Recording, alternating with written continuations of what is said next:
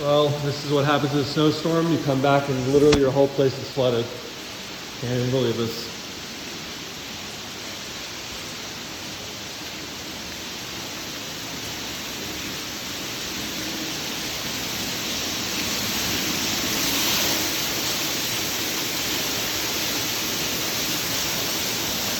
Okay, we go upstairs.